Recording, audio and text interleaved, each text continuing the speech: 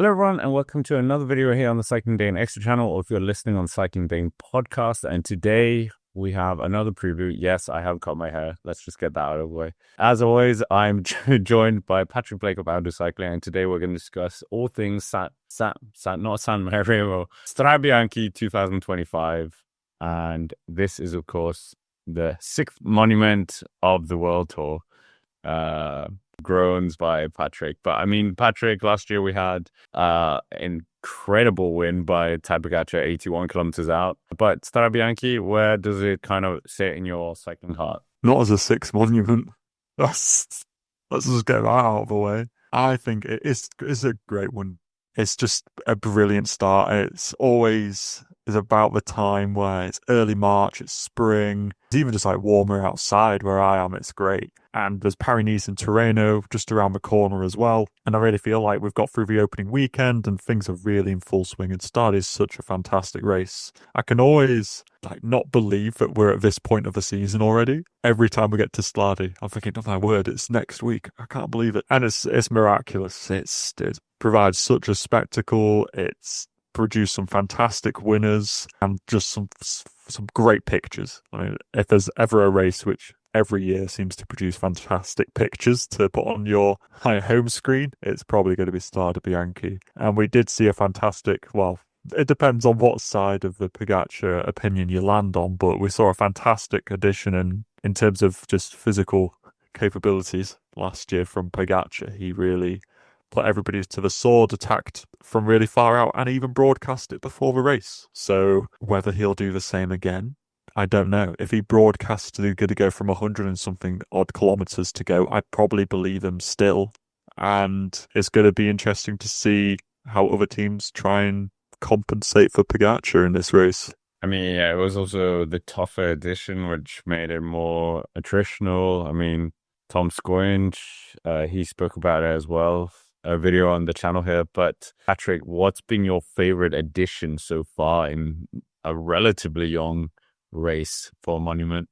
I would say Match Van der Poel. I loved the Match Van der Poel. Yeah, I think that was going to be the one that I was going to say, but for the sake of being different, I'll go with, I did enjoy Wout van Aert's victory. We were just saying before the recording, that COVID edition where it wasn't in March, it was later in the year and it was really hot. There was Wout and Formolo who did really well on that day as well. I think that was a really tough edition. Probably the toughest I've ever seen of this. There's also Benoit, do you remember his one in the wet where Wout was cramping going up into Siena? That was a pretty brutal one as well. That was amazing. But yeah, I mean, Wout isn't going to be here. We'll talk about that later. What is the route in 2025? Yeah, so the route in this year is pretty much the same as last year we had in 2024. So we still have the longer edition. This race used to be 184 kilometres, and now we're up to 213 kilometres. So 2 kilometres less than last year, but that's only really mitigated in the neutral zone. We have 16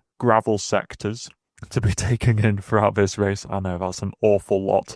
So out of the 213 kilometres, roughly 71 kilometres of those will be on gravel. The main course of that really coming between sectors 6 to 8. That's where you have a lot of the gravel sectors going on. The main one being the Monte San Marie. That was where Pogačar launched from really far out last time, and that provides the chunk of the race where essentially there's about 60 kilometres of race distance and about 30 kilometres of those are on the gravel. Also, when you mix into this, that these gravel sectors include percentages of 18%, which is bad enough on tarmac, let alone when you add gravel into the situation as well. And then, of course, as is kind of typical tradition, we end up in Siena in the Piazza del Campo with the there's a 500-metre stretch. That's where Van der Poel attacked, obviously, a very famous edition. That averages 12.4% for that 500-metre stretch, but it goes up to 16%. So really, you're looking anywhere between kilometre 70 to kilometre 120. That's where there's going to be lots of gravel going on. That's where you might be expecting Pogačar to go super long. It just really depends on how he wakes up on the day. And obviously, to make in the extra distance, we do an extra loop. So we take in some gravel sectors twice, those ones being the Colle Pinzuto and the Le Tolf gravel sectors we take in twice because we go towards Siena and then we loop outwards again like we did last time. So 213 kilometers, over 70 kilometers of gravel. It's going to be a pretty brutal race. Yeah, it certainly will. It still doesn't qualify as the sixth monument. Listen, the people wanted this to be a monument. Then we added on loads of distance and made it tougher. And then Pogačar wins by a huge margin. And then people say the race is boring. You brought this upon yourselves, people, by wanting it to be a monument. The organisers made it longer and harder. And now it's the same people who win the monuments who won this race. Whereas previously, the beauty of it was that it was won by different sorts of riders who could compete over 180 odd kilometres. All right? Rant over. Let's get into the favourites. Guess who's at the top of the list? I mean, if anyone wants to just trigger Patrick a bit more, because I love this, just write sixth monument in the comments. But it's just not. But just put San Sebastian or Amstel Gold in, like. You don't see Classica Hayen. Classica Hayen may as well be a monument at this point, and Paris Tours, and like the Sickle Classic in the UK because it just goes through some farm tracks. All right. Just because it goes off-road doesn't make it a monument. Oh, you've set me off now. I hate this. I hate this. The worst part about Strade Bianche every year is just this incessant belief that it's a monument. I hate it. Anyway, Tadej Pogačar loves winning monuments and Strade Bianche. But obviously, we're doing this a bit too early. The teams haven't announced because we also have Paris-Nice previews coming and Tirreno Adriatico, so it's a bit of a busy week. So we can make some assumptions. Tadej Pogačar, like we spoke about, won twice. He has a pretty good record in the race. But if we look at the Classica Hayen or Omloop Newsblad, you would presume it's some conglomeration of those kind of teams. Tim Wellens, for one, I think will be there. Was he the one who set him up last year at Strade Bianche? But yeah, I think we can probably guess who the team is. And maybe Isaac Del Toro is also in there because he was very strong in Classica Hayen. But it is going to be about the Tadej Pogačar show, let's be honest. Yeah, we can speculate as to who's going to be on this team and we'll eventually come to the conclusion that it's a really good team with a really good leader. So to cut a long story short, it's going to come down to Pogačar. It just really depends on when he decides to go. Maybe it'll be on the Monte San Marie like he did last year. Maybe he'll tempt some people into believing that they have a chance and he'll attack later just for the spectacle of it. He'd probably still dust everybody even if he waited until up to the Piazza del Campo, to be honest with you. But he is the overwhelming favourite because he was unbelievably strong, ridiculously strong. He didn't look like he ever was really going full gas. I mean, maybe apart from the TT, let's say.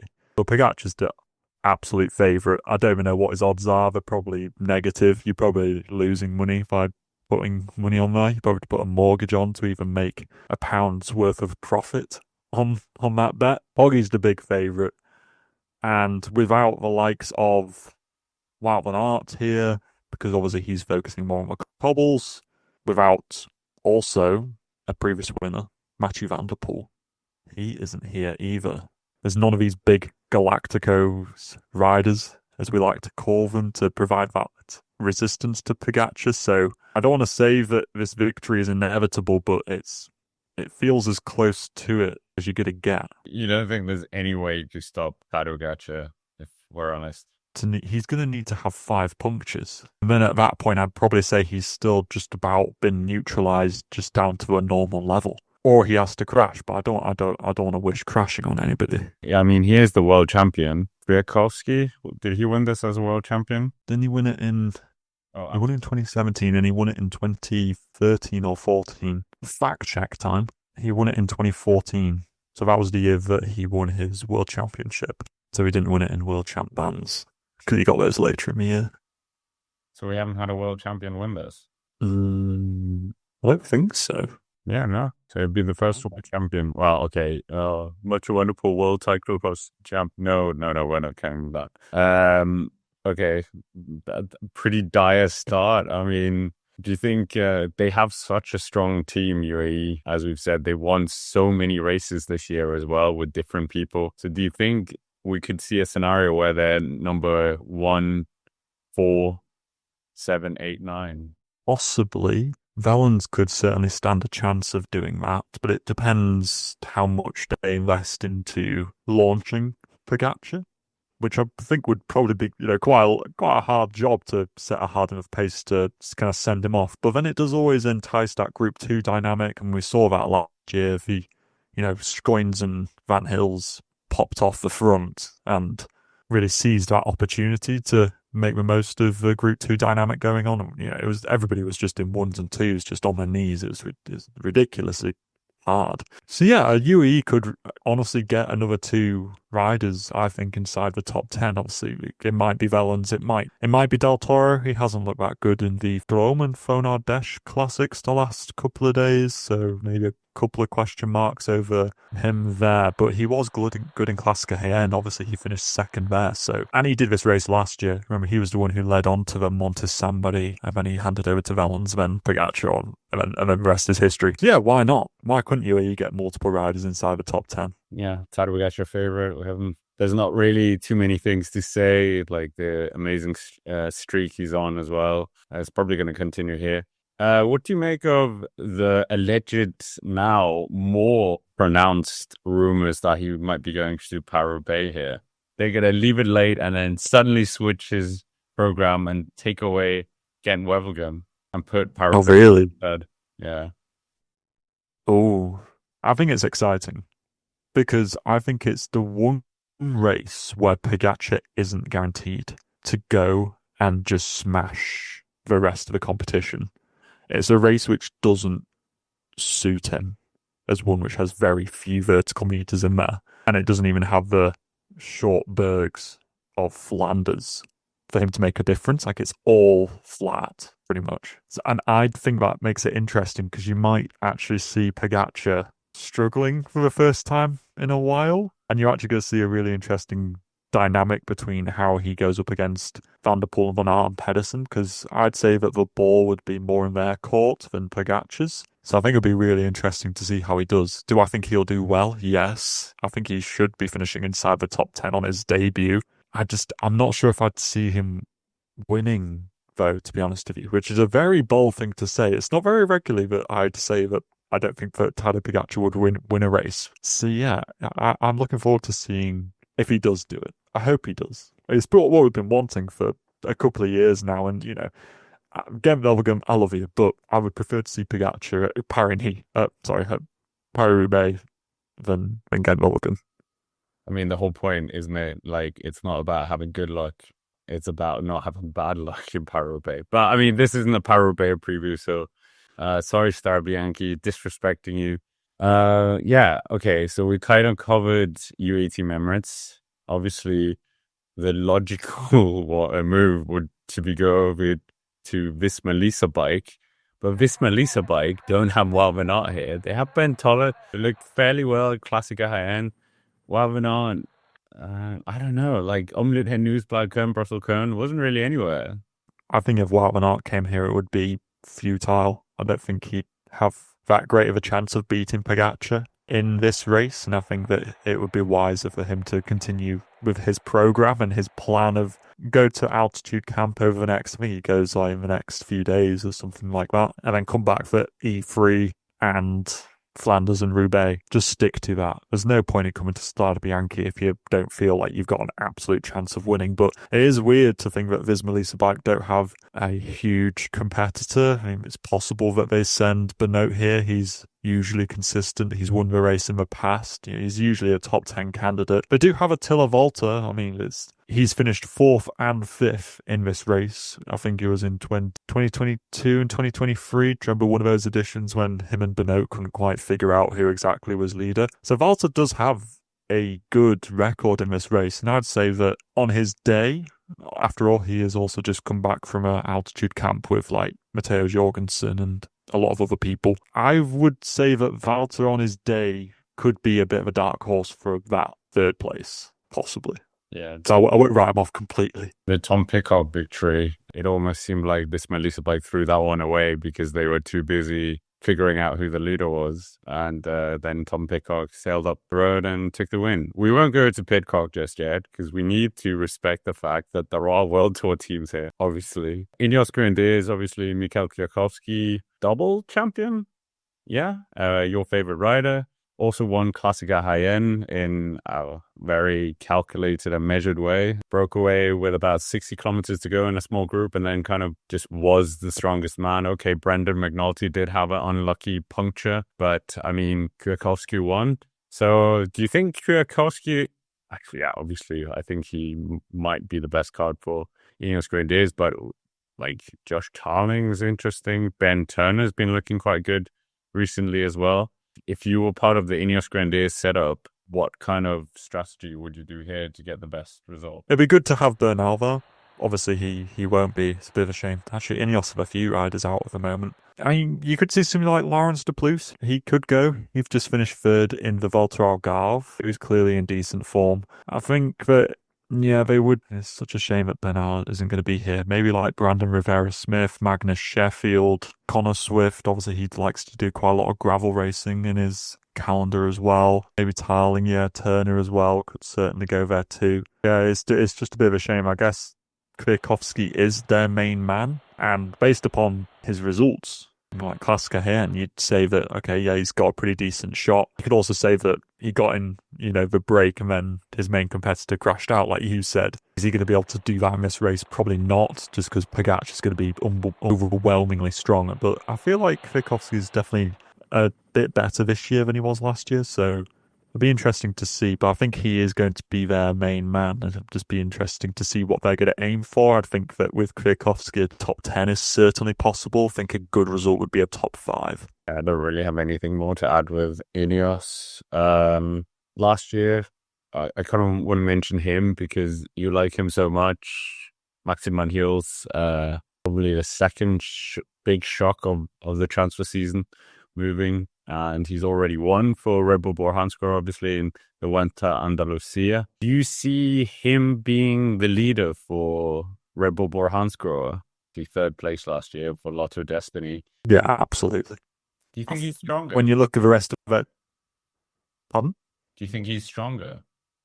I think he's strong. What is he stronger this year than last year? Yeah. He did look really good in the Ruta del Sol, especially on stage 1 when he went up against Sivakov and Wellens and still beat Wellens in the sprint at the end. And, this is a Wellens which seems to be in pretty decent form. I'd say that Van Gils is definitely looking stronger this year than last year. And backed up by a really strong team of Sobrero, Tim van Dijker, Tratnik and Gianni Moscon. Obviously, we've got another rider who can make a put in there. But I think that's a really strong team, and especially Tratnik and Lipovitz could make it further into that race. I think that Van Gils has got a really good shot of replicating his podium from last year.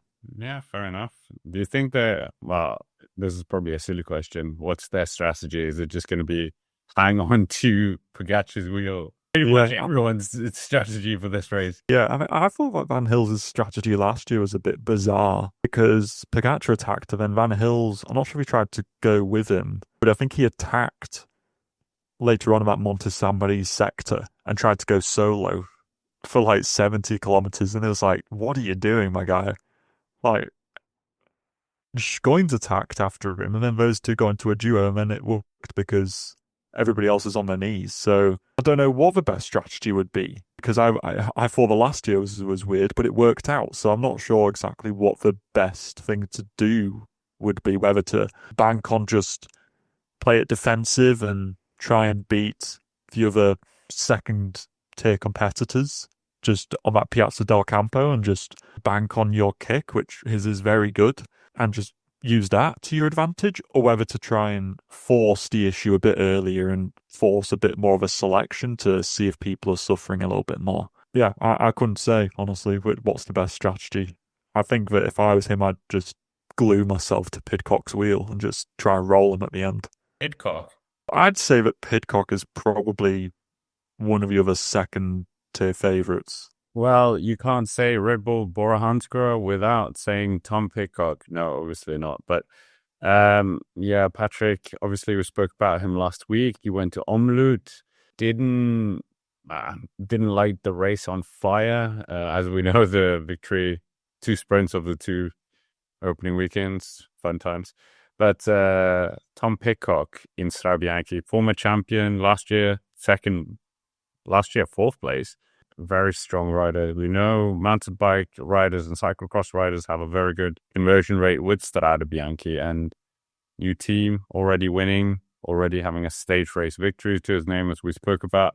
Do you think he's going to be able to do something here after his brief excursion to the cobblestones? I think so. Like you say, he's won this race in the past, and he's 4th last year, despite all being left behind by Schoins and Van Hills. And I think salvaging a 4th place was actually quite a decent result for him last year. And I think that he'll be looking for a bit better this year. Like you say, he was looking good at the Alula Tour. I mean, second to none, quite literally. And then Ruta del Sol, maybe not quite as impressive, but still pretty decent.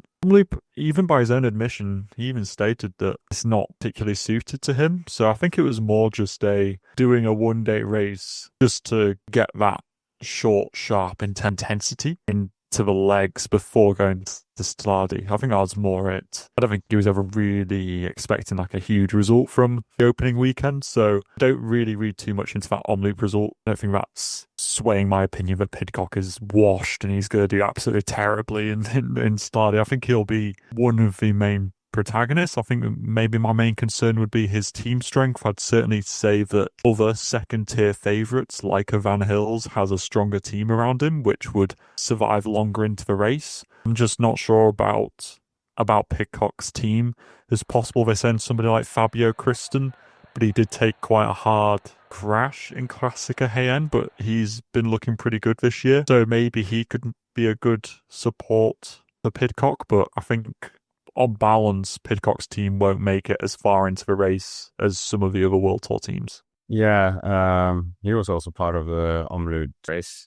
We're running out of, Little Trek, we have to speak about them. Tom Schoins, friend of the channel, super nice guy. Surprise second place finisher last year. He loves these very brutal races. He was up there in the Glasgow World Championships as well. And do you see him as doing something this year? He hasn't had like the best results leading up to this. 15th in Tour de la Provence, but in terms of last year before Strade Bianche, equally, he didn't have anything that stood out other than an 8th place in Étoile de Bessèges on the time trial stage. But other than that, it was kind of fairly similar to this. The one thing last year that highlighted Schoins as in good form was that he was in the break in Omloop and he dropped Wout van Aert on one of the cobbled I don't think it was a cobbled sector, it was just a tarmac sector. And I just remember based on that was my whole reasoning for thinking that Schoins was like in good form. And sometimes it is just those really random things, like if you're not watching the bike race at the right time, you don't see these things. But I must admit, I haven't seen that sort of thing from Schoins this year. I'm not sure if he is as strong as last year right now. I think he's perhaps peaking a little bit later for the more major cobble classics like NE3 and Flanders, for example. So I'm not sure about how he's going to go here. But like you say, he is very good at brutal long races, so it wouldn't surprise me if he builds into it. But he's got another couple of good riders around him in Vácek. You know, he's been in great form this year. I don't really think Vácek would do particularly well in this race. I think it's too hilly for such a big guy like him.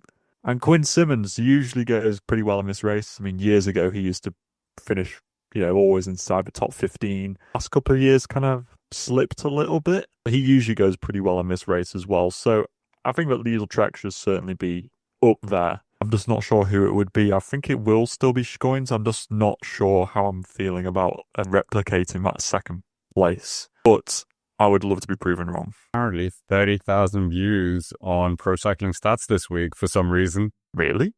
Yeah. Don't know why. Maybe people know something we don't. But okay, Bahrain Victorious is a team that you were or are looking at in a way. This, Matej Mohoric. Has Matej Mohoric actually done anything in this race? Top 10, I seem to recall him in one year. Yeah, actually, last year, top 5. Okay, there we go. Top 5. He's been in the top 10 like twice, like the last 2 years. Yeah. I mean, when you think about it, it is kind of him gravel world champion in the past as well. But is he the one you're looking at, or is there someone else in the team? No, I'm looking at Bilbao more. Bilbao didn't do this race last year, but if you look back from 2023, 2 and 1, he finished inside the top 10 of all of those editions. So I'm looking more at Bahrain as if they get Mohoric and Bilbao into a move, that could be pretty juicy. But I think that as a finisher, I'd say that Bilbao's got a better shot just because of the uphill finish than Mohoric does. I think Mohoric got a good result last year because everybody was on their knees and he attacked with a 5-6 kilometers to go and just managed to get away. So he just won't do that great if it comes down to a kick at the end of that climb. And I feel like Bilbao's got a better chance. So for me, I'm looking more at Bilbao than Mohoric, but Bahrain usually field a pretty decent team, and I think with Mohoric and Bilbao, they've got quite a good duo to be rallying around for at least, I'd say, a top 5 again, kind of like Ineos. That would be a good result for Bahrain. I mean, I think we're venturing into other riders that are kind of outsiders. Obviously I'm going to put Jakob Fuglsang in there, former, okay, he's not going to, let's not pretend. Yes, Jakob, I think you're a great rider, but I don't think we're going to get 2019 Jakob Fuglsang here. Romain Gregoire looked quite good, won a bizarre race in the weekend. Mikel Landa, for some reason, is starting this race as well. Filippo Zana last year finished in the top 10. XDX Astana, let's just get that right. They're, of course, hunting UCI points. They've got Diego Lisi, Christian Scaroni, who's been very good at getting points, or Simone Velasco in here. No Betio in there. Magnus Kort Nielsen, who won 3 stages out of the O Gran Camino. Yeah, I don't know what you think about this, Patrick. Either Mark Hirschi, there's no Julian Philippe here, or Riley Sheehan and Joe Blackmore. Who kind of tickles your fancy out of the other category riders? Yeah, there are quite a few. I mean, Hirschi, it feels really weird to have him as an outside, but actually his record in this race is bad, for lack of a better term. I think it's something like one day, yeah, in Italy. For one race in Italy that he hasn't nailed. I think maybe that's just because the only times he's been doing this, it's been in service of somebody else, so possibly he could do better because he's got a bit more team backing this time round. So it's possible. It's just that his track record is pretty bad. But in terms of form, he's actually been looking really good. Outside of the Phone Drome Classic, which I think was the one which people got sent the wrong way, he would have finished inside the top 10. So in theory, he's sort of finished inside the top 10 of every one-day race he's done so far this year. So that's a really good record, and I think he's looking, super strong. Other riders, Jordan Labrosse of Decathlon, he was 4th or 5th, I think, in Classica Heian. And so, again, a gravel race. So that's my only reasoning there. Something like Quentin Hermans, actually, usually rides quite a few gravel races. No Van der Poel here. Maybe Quentin Hermans. He's had a decent start to the year. I think he could be a bit of a surprise. Vauquelin, again, another rider who's been in decent form. He had a similar start to the year last year, but then in Strade he didn't do too great, so maybe he can do something a little bit different this year to improve his chances. Formolo usually does quite well in this race too. Obviously a previous podium finisher. I think he was 7th in this race last year, so he's also pretty consistent.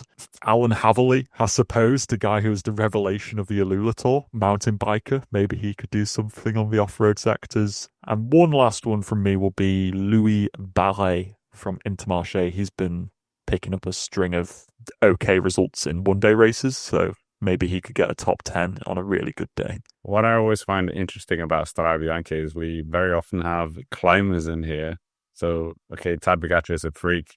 But other than that, like, we've had Bardet up here before. We've had Jakob Fuglsang when he was a GC threat.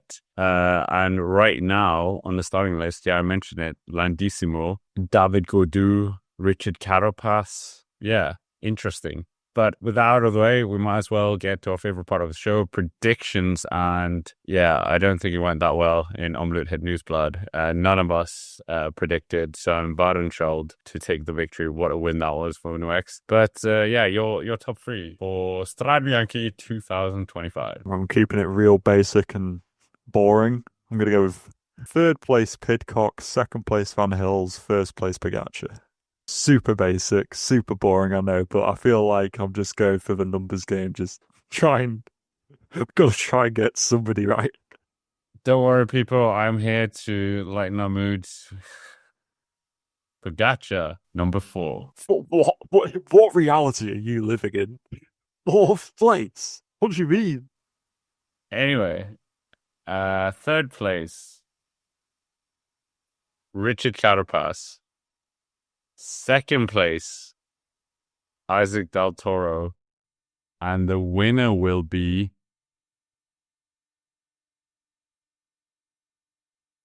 Tom Pidcock. No, that doesn't feel right. The winner will be Magnus Cort Nielsen. No, the winner will be Mark Hirschi. I'll go the absolute roller coaster of emotions. How you said Pidcock didn't feel right and then replaced that with Magnus Cort Nielsen. I thought, where is this going? Wow, okay, Hirschi. So your podium consists of who was third again? I can't even remember. There wasn't that much. But the person in second place isn't even confirmed on the start list right now. Oh, yeah, true. That's true. Wow, okay. I think the consensus is the podcast prediction is your prediction, and then mine is just the noise in the background. Okay, cool. Speaking of noise, well, not really, but our bonus round is going to be where will Landissimo finish? Oh my word. Has he even done a race so far this year? What a wild one to start with. I will go with 34th. I will say 25th. Okay, I thought you were about to say something inside the top 10 there. I was playing with the number 7 for a bit, but then I was like... Were you? But anyways, with that, that's basically it for our preview show. We hope you made it this far. Make sure to hit the like button, subscribe to the channel, and let us know down below who you think will win and tear our predictions to shreds, or at least mine. And yeah, make sure to check out Patrick's own channel, I'll Do Cycling, and we will, of course, have a lot more videos this week, so a really good reason to subscribe and check out, obviously, the podcast as well if you would rather listen to us. But thank you for watching, and we will see you in the next one. Irish Sneeze.